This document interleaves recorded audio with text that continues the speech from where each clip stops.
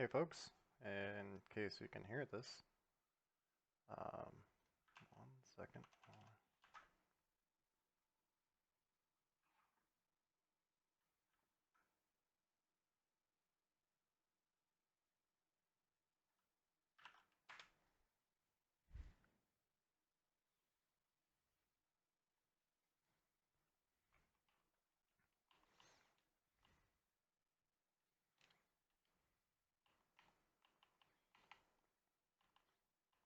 Just making sure that the actual live stream works, and that this isn't encoded all weird or something.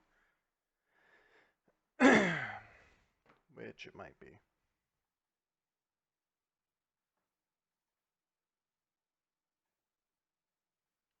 Let me just do this. Okay, cool. So that seems to work. We're going to be playing Dead Cells today because I really enjoyed this game all of a sudden, kind of out of nowhere. It's a metroidvania. It attempts to add a lot of randomization, and I think it does a pretty good job of it. It kind of falls under the sort of metroidvania roguelite buzzword, let's jam everything together sort of deal. So let's just get started and I'll just walk you through it. So you start off and you are a cell that grows a body or inhabits a body or something. You can see here all these jars contain various items I have unlocked.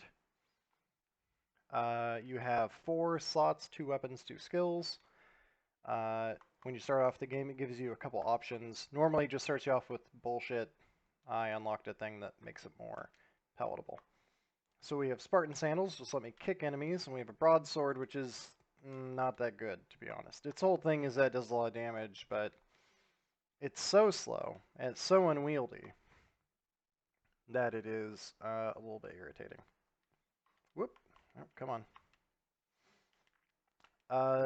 One thing I like about this is it has a mechanic from Bloodborne where after you after you take a little bit of damage, which you'll see here, so you see I've got the yellow part on my bar, as long as I deal damage, I'm going to get that back. So if you play aggressively, you actually don't run out of health nearly as quickly as you do if you play very defensively. Get some wall gold. Oh, oh, double whoop. I also like that the enemies are a little bit different than most games where just like, oh, it shambles at you or whatever. The zombies leap, the red zombies fling energy orbs and crap.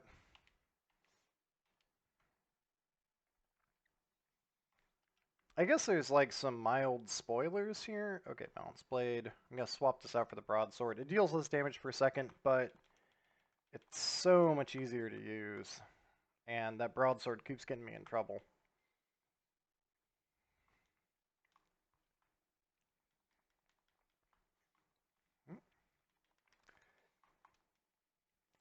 So the world is built randomly. You can see here we got a map, which lets you kind of look around. One thing I like about this is that there's teleporters you unlock as you walk around, so you're never forced to backtrack too terribly far. You can get these little runes in the walls. When you break them, you find secrets. That part's kind of neat.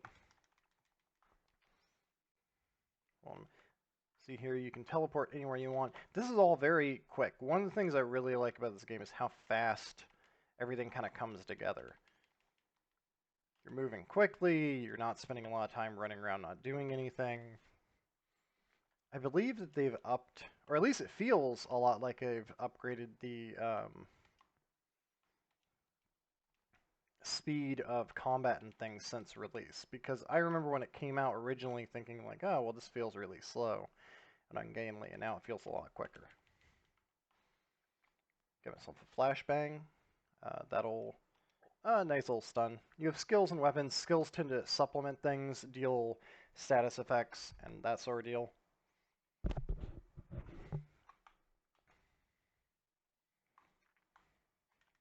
So you see there, it stuns. Stuns are pretty useful. One thing I like is that rather than just having it be like, oh, bosses are immune to this stuff, what they tend to do is they just get hit for a lot less time. and dots and other like status effects. You see them kind of stacking up bleed status effect on those guys. There's these doors you can pay tribute, get in. This amulet lets you survive one death, which is quite nice. Ooh, Frost Blast, here we go. So this is what I'm looking for. Frost Blast is freaking great because, yeah, why not? It lets you freeze enemies solid, which is an incredibly helpful thing to do. Teleport back, explore another. I'm going to be going through Toxic Sewers this run, assuming I survive that long. You have shops, you spend gold. Yeah, I'm kind of running out of things to explain. Well, we're going to go through to the Toxic Sewers. From there, we're going to maybe go straight to the ossuary. Actually, you know, I'll just skip ahead to the ossuary. Why not? Let's make it quick. That way it's... Oh, wait, I've already done this.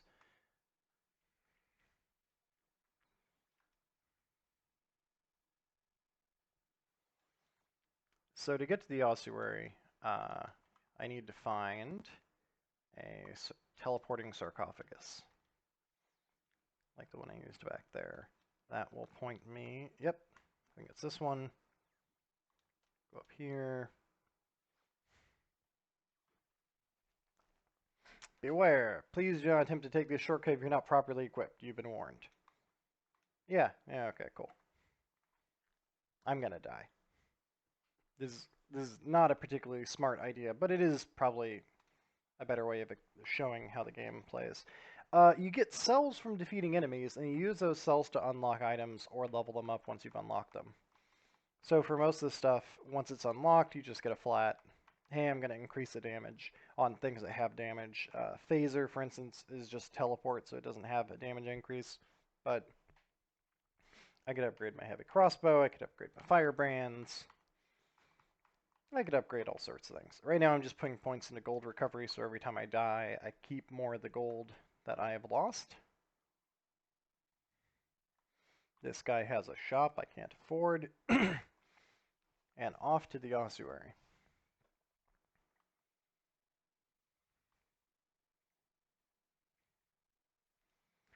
This is probably the 3rd or 4th level in the game normally. Oh, these doors, this is kind of interesting. So they have these doors that are like speedrun doors. So if you get there quick enough, and it's total time in the game, not just time in the level, the door will be open. You can go through it and there's a bunch of gear and stuff behind it. So it's kind of a, hey, if you run through levels really quickly, here's a benefit for it. Rather than it just being like a, oh, well, too bad you missed out on things. On a lot of these enemies, kind of the way to... Oh! Whoop! Okay. Getting a higher level item, so you can see that there's ranks on items like Balance Blade 1, Knife Storm 2. That doesn't do a ton. It seems to unlock additional modifiers, some of which can be weapon upgrades. So the good news is if you go too fast, too deep, you're not totally screwed. But, you know, you are going to be behind quite a bit. So I'm going into this, like, 4th level dungeon with, you know, 1st level gear. That's not a super great plan, but it's certainly doable.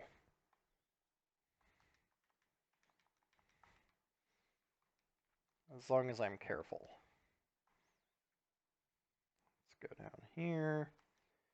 And, oop. Wall rune. Get some wall gold. I'm going to do... So what I've been deciding to do, normally when you reach a teleporter, it branches in 2 ways. Every time I reach a teleporter, I take one of the paths. Then I come back, take the other path. Oh, not going to Black Bridge. Gonna try the other cool way. And then that way I think I'm exploring more of the dungeon the whole time. At least that's my story and I'm sticking to it.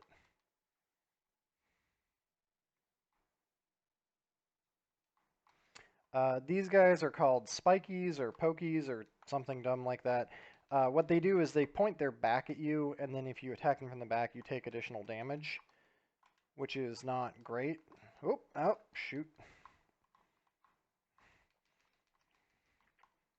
Um, I don't want to take additional damage because I don't have any health upgrades.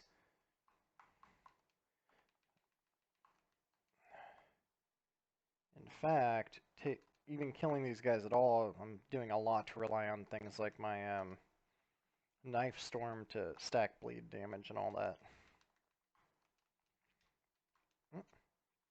Oh, crap.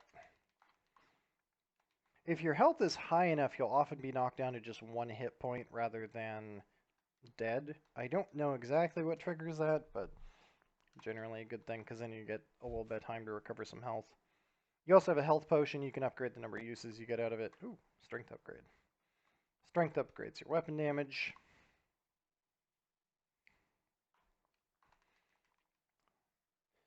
Get some malachite out of the wall. Get some gold from right there. What I'm aiming to do in this level is to find a... Yep, chest. There we go. And, well, phaser's not bad. I'm going to replace my flashbang. What this phaser does... You find an enemy. I need some gold. I could really use that impaler. When you're up against an enemy, it teleports you behind them and lets your next attack deal extra damage, which is quite handy, especially when you're disadvantaged on damaging. And because it's higher level, it comes with some benefits, like I disperse a toxic cloud and I also oil any enemy I'm near. The oil is basically a debuff that deals extra fire damage, so it's not super critical, but, you know, and with my current build, I don't have any fire damage anyway. But it's nice. I had a play going where I had a firebrand and an oil sword, so I would hit them with the oil sword and then set them on fire, and it dealt a ton of damage. This guy, for instance, is not a good thing to use phaser on, since I'll teleport me behind him and I'll be hitting him in his armored back. Yep. Nope. Those big guys are trouble. They deal a lot of damage, and they have these huge swings that are really difficult to avoid. Oh, so are those. That tank just keeps outputting these little dudes.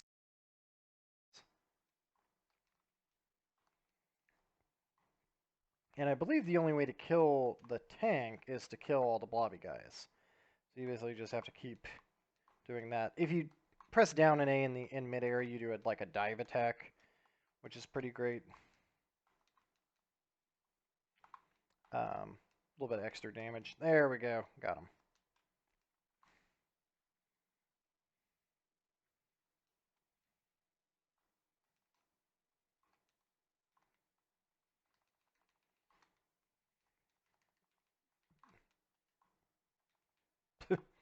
Oh yeah, phaser will knock things off ledges if you teleport too close to him. That's not super useful, but is rather amusing.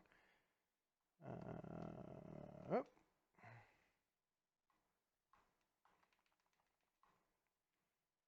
Whoop. Yeah, right now I'm equipped with what is essentially the most basic weapon in the entire game.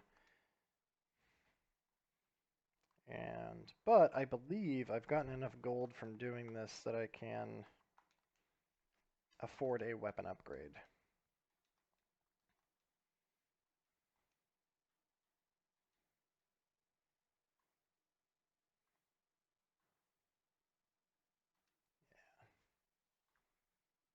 I really hope this whole streaming thing worked out, since I didn't actually double check. Okay, cool. Impaler is a spear. It has a really big range and actually does decent damage and attacks quickly, unlike the broadsword. The other thing I like about it is if you get an enemy up against a wall, it will deal automatic crits, which is a lot of extra damage.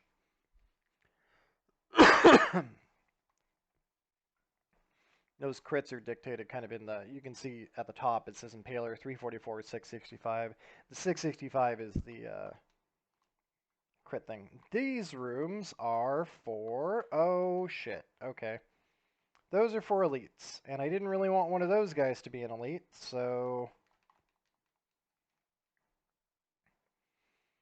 I'm going to have to do this carefully. So I'm going to wait for him to get next to the wall.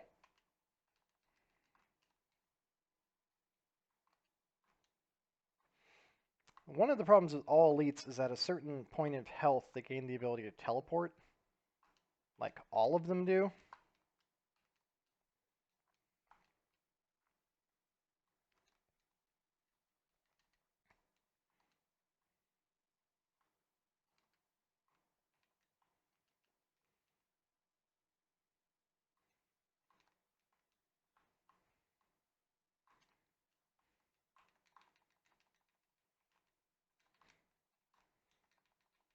Okay, cool.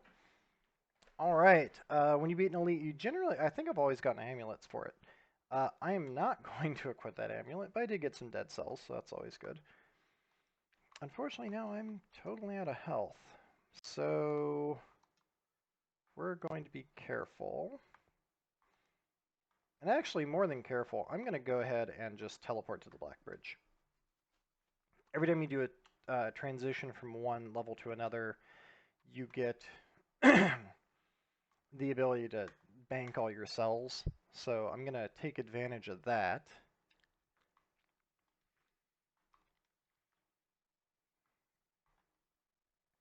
Bank those away. Refill my health and flask. And move on to the Black Bridge. So Black Bridge is a single boss. It's basically all that's there. I hope I am equipped enough to defeat him.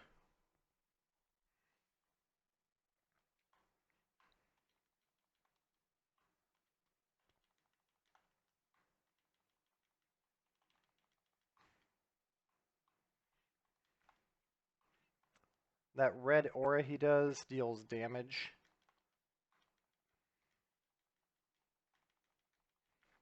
Which is bad, but luckily I can freeze him to let that run out a little bit.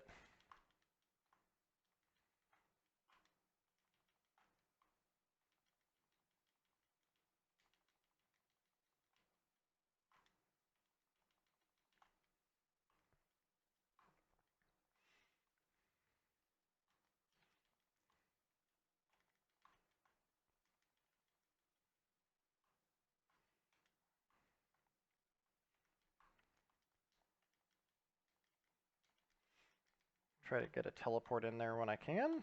Oh, don't want to teleport on that since it doesn't really help.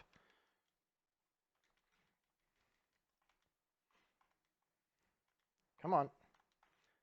Ugh.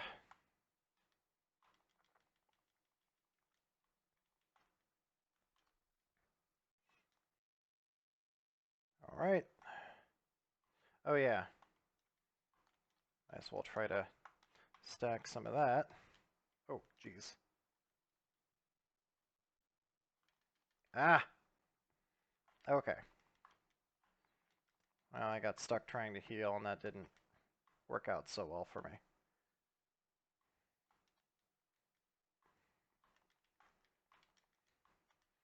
If I can get him here, then I can deal a ton of damage all... Oh, okay.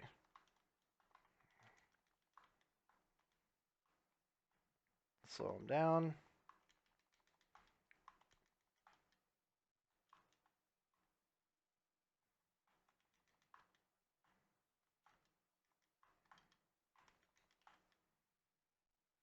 Do that. He's going to do that. Sorry, it's hard to talk when I'm... Oh, and I died. All right, and that's dead cells.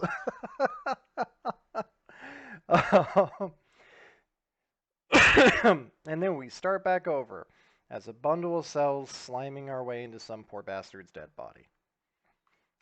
Because of the gold upgrades I have, I get to pick up a little bit of the gold that I had from the previous life. It's not a lot, 40%, but it's something. And then on this run, I will start off with an Assassin's Dagger, which is great. And, I mean, Frost Blast is really good, but Assault Shield is great. So I'm going to try Assault Shield. I'm going to do one more run, I think. This dude down here shows you things like number of runs, kind of just stats. Where the Assassin's Dagger is great is that it's really quick. It deals a lot of damage. And if you hit an enemy from behind, you auto-crit, which is always good. The Assault Shield, on the other hand, helps me stay really mobile. Give me some health. Can I knock this back? Oh. I mean, I can, I just... Nope, don't want an oiled sword.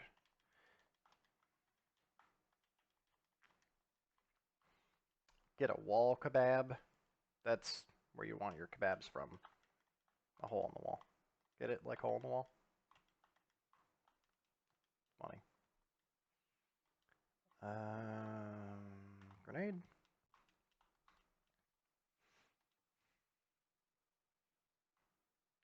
Ooh, magnetic grenade. These are pretty fun.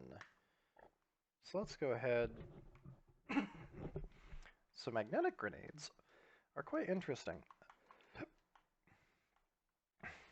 They will attach anything that gets close to it all together, including loot and stuff like that, which is a little interesting. They're not like the most powerful things in the world, but they are pretty amusing. Let's up our strength.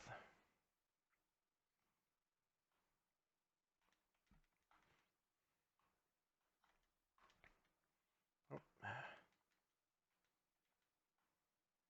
Come on, get that kebab. Ah, got him! Yeah, take that. Ooh, definitely want phaser, and I will trade a grenade for that. Phaser, of course, works really well with the Assassin's Dagger, because all of a sudden, I'm behind you, which is just where I want to be, and it deals extra damage. It's a great little combo there. Let's get those two jerks together. That didn't work out as well as I wanted it to, actually.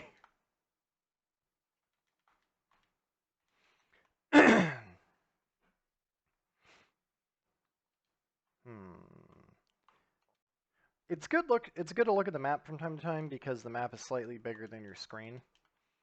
So for instance, I was able to see that there was one of these here. Toxic cloud when they die.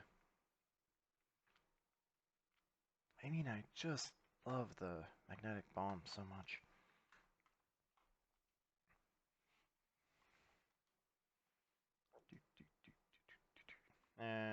Promenade of the Condemned. You know what? Why not? I'm just playing through. This is generally the second area of the game. It doesn't require any of the runes to get to.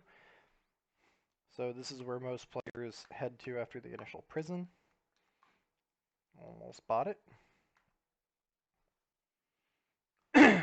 Refill my flask real quick. And head to the Promenade of the Condemned.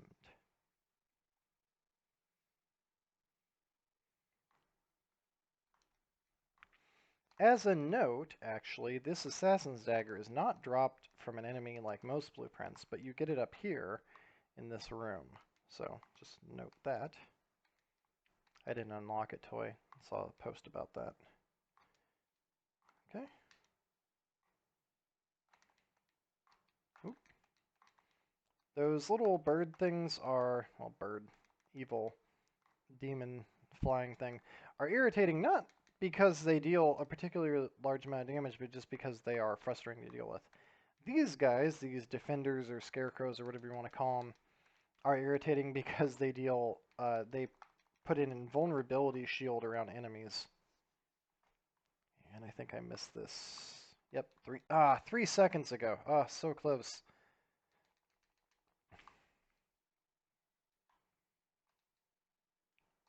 Oh. Ah, dang it. Missed the platform. Let's go down here.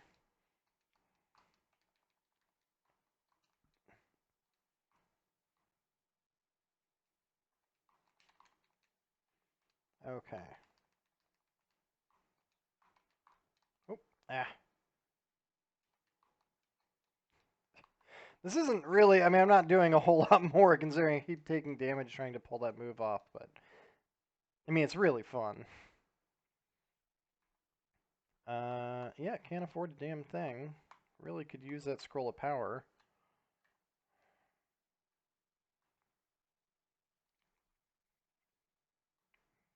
Might come back. Oh, ah.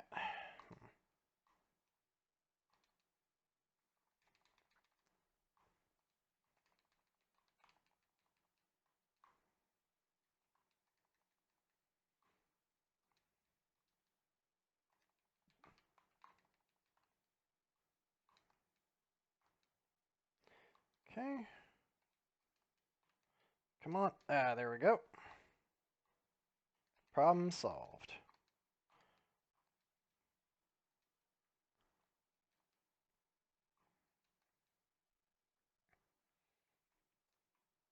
I appreciate little things about this game, like how big the ranges on the teleporter get. I think it might just be the vertical line in the level, but I'm not sure. Either way, you never really have to worry about like bypassing them accidentally.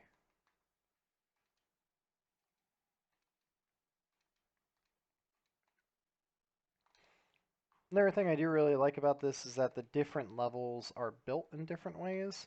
So you're not feeling like, oh, okay, well, this is just the way levels look, which is one of the problems with procedural generation in video games, is that you tend to have that kind of samey feel after a while.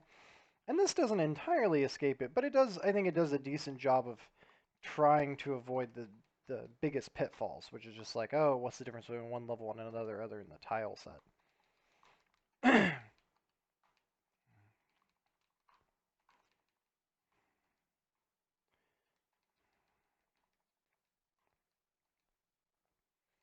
Whereas it's pretty apparent that like on this level they have these like underground zones that are the, oh, come on. Oh,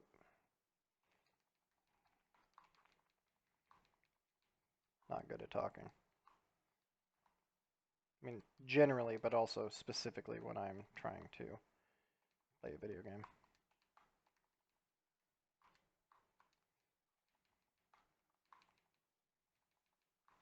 Okay. Got the teleporter. I'm not even going to bother with that because it's not really worth it. Let me see if I can afford the scroll. I think it was like 3,500, so. Yep. Health is generally worth it. Strength is almost always worth it. Skills, it really depends if you have great skills. The nice thing about the skill upgrade is that will increase the or decrease the cooldown on your skills, which is pretty handy. But not necessarily required, because basically it just, you know, speeds up how often you can pull it off. Oh, I keep forgetting that the magnetic thing is not as powerful as I want it to be.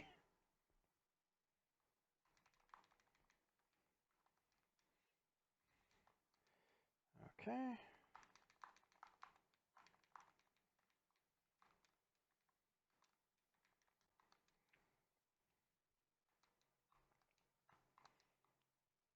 Oh. Watch where you leap. There's a lot of... I enjoy these games with random generation and all that. I'm not very good at them, though. And the biggest problem I have is I'm not patient. So I know, oh yeah, I shouldn't just dive down that corridor, because, like, that's a dumb idea. But I still do it, because I'm an idiot. Okay. These little bird things have, like, 0 health, which is nice.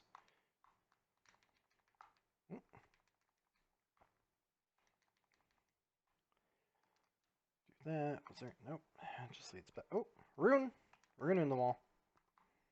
Gotta get that gold.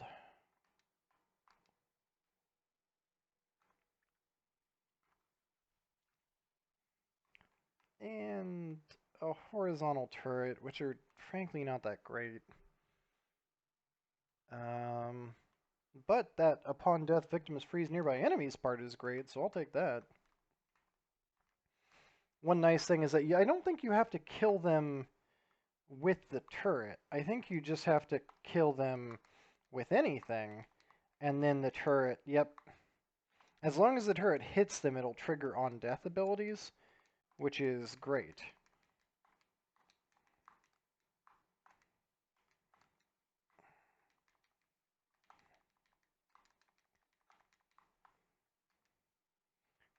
So, take that.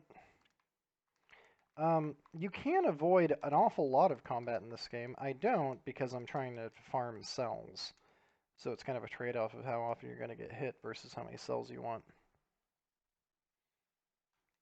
We're going to go... Let's see which way is over here. Can't remember if this goes to... Okay, prison depths. Yeah, sure. We'll do this.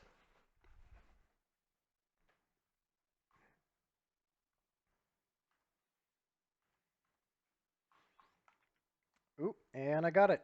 All right, gold recovery 3, 65% conservation. Now I'll just buy an infantry bow or something.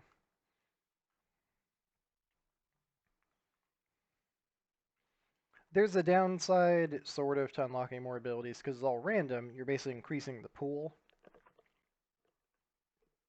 If you were trying to, for instance, speedrun this or something, or you wanted an optimal strategy, you wouldn't want to unlock just, like, a couple things, right? Definitely not all the items in the game, because there's an awful lot of them, and not all of them are all that great. I mean, I like them well enough, but, you know. Okay, I'm just going to hop by these guys.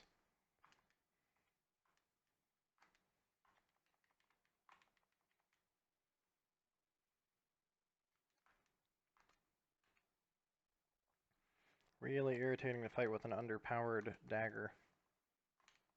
Those guys explode, the little bats. Oh. And they have quite a big radius, so if you can't kill it, you gotta dodge quickly.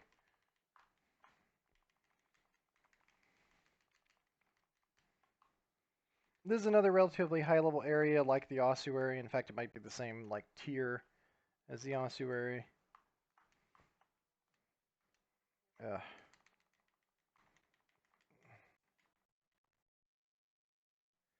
Oh, I really don't like those little robot guys.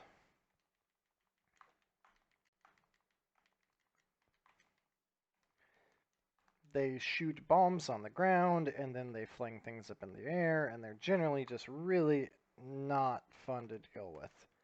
And my loadout is really bad for this, so...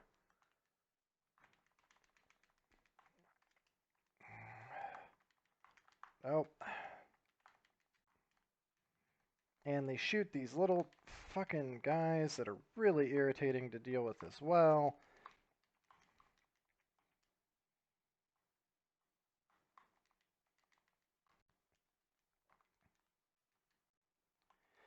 The one upside being that the turret does a pretty good job of dealing with them. Oh, come on.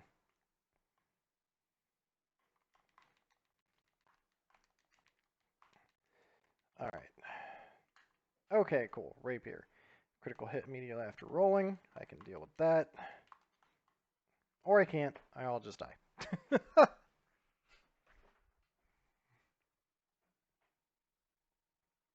So there you go. I think that's a pretty decent overview of how the game is. And I think I've rambled on long enough. Yeah. Trying to think if there's any particularly cool things else to say about this game. I don't know. It's quick. You play quick, you die quick, start over again. I really enjoy that gameplay loop. I'm a big fan of the roguelite sort of idea where you go through, you unlock something permanent, you die, you go through again, so you don't have to worry about ever being super over the top. Oh, I've got to beat this all in one go. Like, even if you die, you're like, oh, I did something. You know, I accomplished something at least. And that's one of the things I really like about the genre. So, thanks for watching, and see you later.